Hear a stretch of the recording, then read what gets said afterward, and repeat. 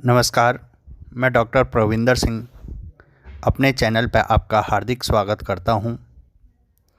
आज मैं new video के साथ आया हूं। मेरी आज की वीडियो का टॉपिक है टेस्ट फॉर ब्लड क्लॉटिंग।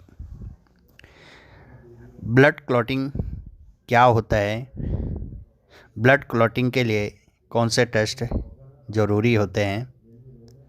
हमारी बॉडी में कहीं पर भी अगर कोई घाव होता है, उससे ब्लड निकलने लग जाता है। नेचुरली हमारी बॉडी में एक ऐसी प्रोसीजर होती है जिसको हम ब्लड क्लॉटिंग कहते हैं। उसके द्वारा जो बहने वाला रक्त होता है वो रुक जाता है। ब्लड क्लॉटिंग हमारे शरीर में होने वाली एक नेचुरल प्रोसीजर होती है जिसमें ब्लड अपने फ्लूइड वाले नेचर को या तरल और बहने वाले नेचर को छोड़कर जेली के स्ट्रक्चर को या सॉलिड मास के फॉर्म में कन्वर्ट हो जाती है। ये एक नेचुरल प्रोसीजर होती है जिसमें ब्लड हमारा बहने से रुक जाता है। ये प्रोसीजर हमारी बॉडी में कुछ ही मिनटों में संपूर्ण होती है। इसमें हमारे शरीर के कुछ फैक्टर इन्वॉल्व होते हैं। इन फैक्टरों की संख्या हमारे शरीर में लगभग 13 होती है जो ब्लड क्लॉटिंग की प्रोसीजर में हेल्पफुल होते हैं। ब्लड क्लॉटिंग की जो प्रोसीजर होती है वो 3 स्टेज में संपन्न होती है, जिसमें कि पहली स्टेज है हमारी प्रोथ्रोम्बिन एक्टिवेटर का निर्माण होना। सेकंड स्टेज है प्रोथ्रोम्बिन का थ्रोम्बिन में कन्वर्जन हो जाना है। और थर्ड स्टेज है फिब्रिनोजन का फिब्रिन में कन्वर्जन हो जाना। फिब्रिन एक जालीनुमा स्ट्रक्चर होता है जिसमें हमारी ब्लड की सेल्स ट्रैप हो जाती है, जो कि हमारे क्लॉट की फॉर्मेशन का इम्पोर्टेंट स्ट्रक्चर हो जाता है। ब्लड क्लॉटिंग की जो प्रथम स्टेज है जिसमें प्रोथ्रोम्बिन एक्टिवेटर का निर्माण होता है। प्रोथ्रोम्बिन एक्टिवेटर का निर्माण 2 पाथवे के थ्रू होता है, जिसमें पहला पाथवे है इंट्रिंसिक पाथवे और सेकंड पाथवे है एक्सट्रिंसिक पाथवे। इंट्रिंसिक पाथवे में ब्लड में पाए जाने वाले फैक्टर के कारण प्रोथ्रोम्बिन एक्टिवेटर का निर्माण होता है और एक्सट्रिंसिक पाथवे में इसका निर्माण टिश्यू के डैमेज होने के कारण थ्रोम्बोप्लास्टिन का निर्माण होता है।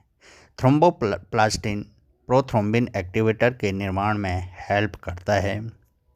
ब्लड क्लॉटिंग की स्टेज में जब दिक्कत आती है हमारी, तो उसके लिए कुछ इम्पोर्टेंट टेस्ट होते हैं, जिसमें से पहला टेस्ट हमारा ब्लीडिंग टाइम, जिसको हम शॉर्ट में BTB कहते हैं।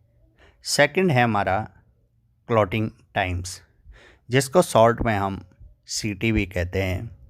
थर्ड है प्रोथ्रोम्बिन टाइम, जिसको शॉर्ट में PT कहते हैं। फोर्थ है पार्शियल प्रोथ्रोम्बिन टाइम्स, जिसको शॉर्ट में PTT कहते हैं। फिफ्थ है हमारे पास इंटरनेशनल नॉर्मलाइज्ड रेशियो, जिसको शॉर्ट में हम INR कहते हैं।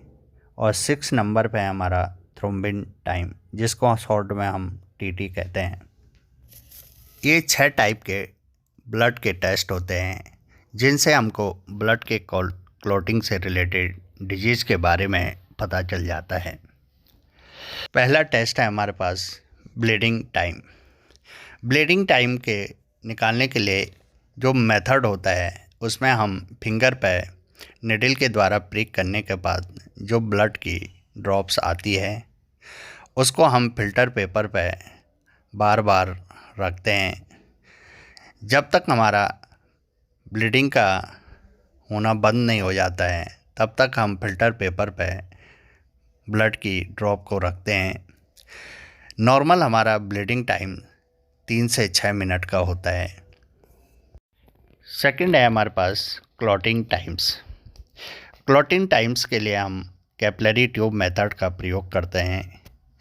इसमें हम ब्लड को कैपिलरी ट्यूब में लेकर उसके क्लॉट होने तक का इंतज़ार करते हैं। क्लॉटिंग टाइम्स नॉर्मली 3 से 8 मिनट का होता है। जो ब्लीडिंग टाइम्स है वो हमारे पुरपुरा जैसी कंडीशन में बढ़ जाता है और क्लॉटिंग टाइम्स हमारे हीमोफीलिया जैसे डिजीज में बढ़ जाता है।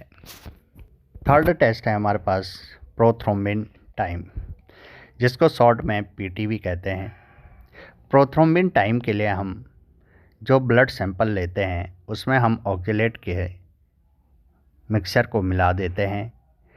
ऑक्जेलेट मिलाने से जो ब्लड में हमारा कैल्शियम होता है वो प्रेसिपिटेट हो जाता है और ब्लड में कैल्शियम की कमी होने के कारण क्लॉटिंग की प्रोसीजर कंप्लीट नहीं हो पाती है। उसके बाद हमको थ्रोम्बोप्लास्टिन कैल्शियम के साथ मिलाना पड़ता है। जब हम थ्रोम्बोप्लास्टिन कैल्शियम के साथ मिलाते हैं तो जो उसमें थ्रोम्बोप्लास्टिन होता है वो प्रोथ्रोम्बिन एक्टिवेटर का निर्माण करने में हेल्प करता है, जिससे कि ब्लड क्लॉटिंग की प्रोसीजर स्टार्ट हो जाती है। जब हम थ्रोम्बोप्लास्टिन कैल्शियम के साथ मिलाते हैं और मिलाने से जब तक हमारी क्लॉटिंग की प्रोसीजर कंप्लीट नहीं हो जाती है उस तक जो टाइम लगता है वो प्रोथ्रोम्बिन टाइम होता है। नॉर्मली जो प्रोथ्रोम्बिन टाइम्स रहता है वो 10 से 12 सेकंड का होता है।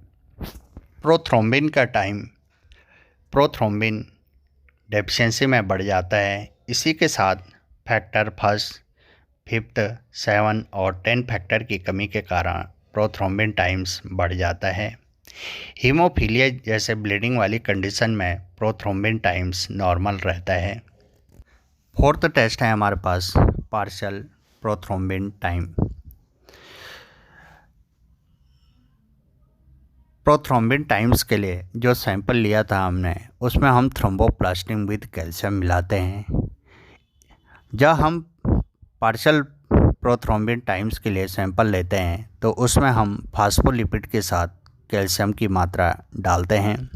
जो फास्फोलिपिड हम डालते हैं वो प्लेटलेट सब्स्टिट्यूट के काम आता है, जिससे कि हमारा प्रोथ्रोम्बिन एक्टिवेटर को उत्पन्न होने में मदद मिलती है। पार्शियल प्रोथ्रोम्बिन टाइम का यूज हम तब करते हैं जब हम किसी पेशेंट को एंटीकोगुलेंट थेरेपी चल रही हो। अगर पेशेंट में एंटीकोगुलेंट थेरेपी के दौरान पार्शियल प्रोथ्रोम्बिन टाइम बढ़ता है तो उसमें स्ट्रोक के चांसेस बढ़ जाते हैं। फिफ्थ टेस्ट है हमारे पास इंटरनेशनल नॉर्मलाइज्ड रेशियो, जिसको शॉर्ट में हम INR भी कहते हैं। प्रोथ्रोम्बिन टाइम को एवरेज टाइम के साथ मिलने वाला जो रेशियो होता है उसको हम इंटरनेशनल नॉर्मलाइज्ड रेशियो कहते हैं। इसका यूज भी हम तब करते हैं जब एंटीकोगुलेंट थेरेपी किसी पेशेंट को चल रही है जिसमें वारफेरिन नामक ड्रग्स का प्रयोग किया जाता है। नॉर्मली इसकी वैल्यू 1.1 होती है। कुछ कंडीशन है जिसमें इसकी वैल्यू बढ़ी हुई होती है। एट्रियल फिब्रिलेशन की कंडीशन में INR की वैल्यू हमको 2 से 3 रखनी पड़ती है। अगर 3 से ज़्यादा बढ़ती है तो उसमें स्ट्रोक जैसे कंडीशन के चांसेस बढ़ जाते हैं।